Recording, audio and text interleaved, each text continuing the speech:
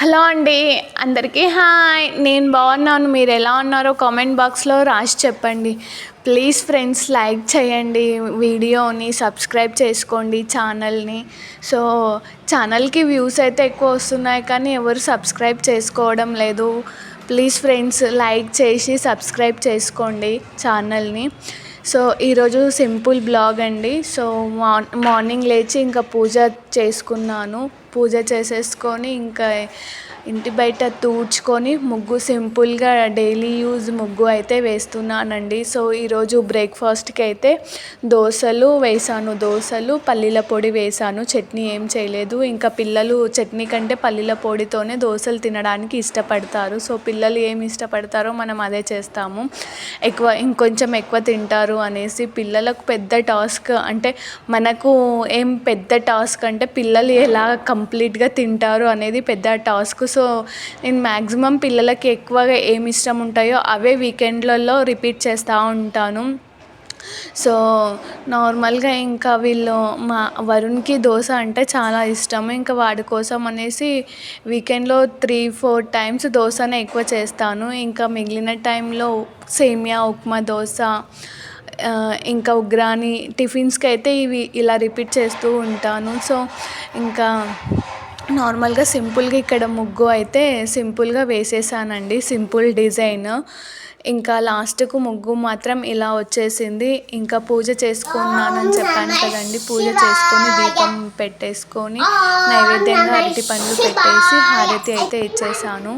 So evening ఇంటి దగ్గర లైట్లు వేసాము. కడప ముందు మొత్తం లైట్లు వేసి ఇంకా దీపాలు అవి పెట్టేశాను. ఒక చిన్న క్లిప్ లాగా మీకు చూద్దాము అన్నట్టు ఇంకా పెట్టేశాను. ఇంకా ఓవరాల్గా బయట అలా పెట్టేశాను. ఇంకా ఈవినింగ్ మళ్ళీ దీపం ముట్టేసి మళ్ళీ ఒక చిన్న పిక్ ఇలా తీసి మీకు చూపిస్తున్నాను. సో ఆఫ్టర్నూన్ అయితే పన్నీర్ కర్రీ ఇంకా చపాతీలు అయితే చేసుకున్నాము. చపాతీలుది బ్లాగ్ ఏం చూపించడం లేదు, ఓన్లీ పన్నీర్ కర్రీ ఎలా చేశాను అనేసి మీకు చూపిస్తున్నాను. సో పన్నీర్ మొత్తాన్ని కట్ చేసి అందులోనికి పసుపు, ఉప్పు, కారం వేసి మిక్స్ చేసి ఒక 10 minutes అలా పక్కన పెట్టేశాను.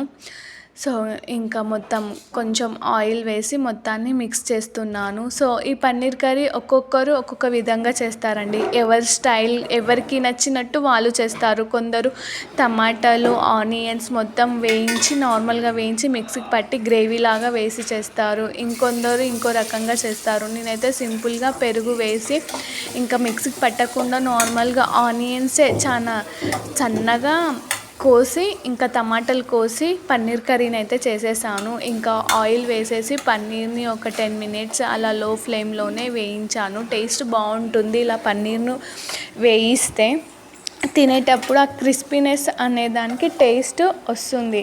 సో నాకు ఇలా పన్నీర్ వేయించి కర్రీలో వేయడం అంటే చాలా ఇష్టం. కొందరు సింపుల్గా కూడా వేసేస్తారు, కట్ చేసి అలా కూడా వేసేస్తారు. సో నాకు అలా ఇష్టం ఉండదు. ఇలా పన్నీర్ని ఫ్రై చేసి వేస్తే తినేటప్పుడు పన్నీర్కి టేస్ట్ తగులుతుంది, క్రిస్పీనెస్ అనేది టేస్ట్ బాగుంటుంది అనేసి నేను ఇలా ఫ్రై చేసేసాను. ఇంకా చెప్పాను కదా, ఆనియన్స్ సన్నగా తరిగేసి ఇంకా అందులోనికి కరివేపాకు, ఇంకా ఆల్మోస్ట్ ఫస్టే ఆయిల్ కొంచెం ఉంది కాబట్టి ఇంకా సరిపోకపోతే తర్వాత ఒక స్పూన్ అలా ఆయిల్ వేసుకుందాము. సో ఇందులోనే ఇంకొక 10 minutes అలా బాగా ఆనియన్స్ మొత్తాన్ని ఫ్రై చేస్తున్నానండి. నేను లో ఫ్లేమ్లోనే చేసేస్తున్నాను ఫ్రై కూడా. ఆనియన్స్ చిన్నగా కట్ చేశాను కాబట్టి ఇంకా ఆల్మోస్ట్ ఆనియన్స్ కొంచెం ఫ్రై అయిపోయాయి. ఇంకా టమాటాలు వేసేస్తున్నాను. టమాటాలు కూడా ఫ్రై కావడానికి ఒక 10 minutes అలా టైం పడుతుంది. సో ఇలా అంటే ఈ కర్రీని నార్మల్గా ఇలా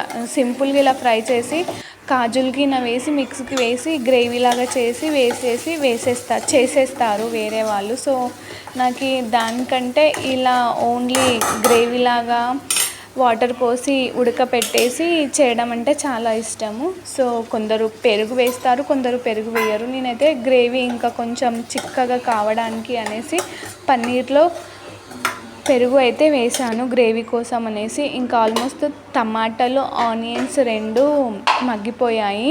పెరుగు కూడా ఒక 10 minutes అలా ఇదైపోయింది, బాయిల్డ్ అయిపోయింది. సో ఇప్పుడు మళ్ళీ లైట్గా కర్రీకి సరిపడినంత పసుపు, కర్రీకి సరిపడినంత ఉప్పు, కర్రీకి సరిపడినంత కారం వేసేసి మొత్తాన్ని ఇంకొక 10 మినిట్స్ అలా ఫ్రై చేసేసుకొని కొంచెం ఆయిల్ వేసేసుకొని బాగా ఒక 10 మినిట్స్ అలా మరగపెట్టేస్తే ఇంకా ఆయిల్ మొత్తం పైనకి తేలినట్టు అవుతుంది. సో అలా తేలినట్టు అయ్యింది అని అంటే ఇంకా ఆల్మోస్ట్ కర్రీ అయితే రెడీ అయిపోయింది. సో ఇందులోనికి చూసారు కదా, ఇంక గ్రేవీ బాగా థిక్గా అనిపించింది. సో ఇందులోనికి ఇంకొక పన్నీర్ మొత్తాన్ని ఫ్రై చేసి పక్కన పెట్టేసుకున్నాం కదా, ఆ పన్నీర్ మొత్తాన్ని కర్రీలోనికి వేసేసి ఒక 10 మినిట్స్ అలా పన్నీర్ను కూడా ఉడికిస్తే ఆ పన్నీరులో ఉన్నది మొత్తము గ్రేవీకి మొత్తం వచ్చేసి టేస్ట్ లాగా వచ్చేస్తుంది. ఇంకా ఆల్మోస్ట్ పన్నీర్ కర్రీ అయితే రెడీ అయిపోయిందండి. లాస్ట్కు నేను ధనియా పౌడర్, గరం మసాలా కూడా వేస్తున్నాను. గరం మసాలా, ధనియా పౌడర్ వేసేసి ఒక 2 మినిట్స్ అలా ఫ్రై చేసేసాను. ఇందులోనికి ఇంకా ఫైనల్గా ఇందులోనికి కస్తూరి మేతి వేస్తే నా స్టైల్ సింపుల్ పన్నీర్ కర్రీ అయితే చాలా సింపుల్గా టేస్టీగా గ్రేవీతోనే రెడీ అయిపోతుంది.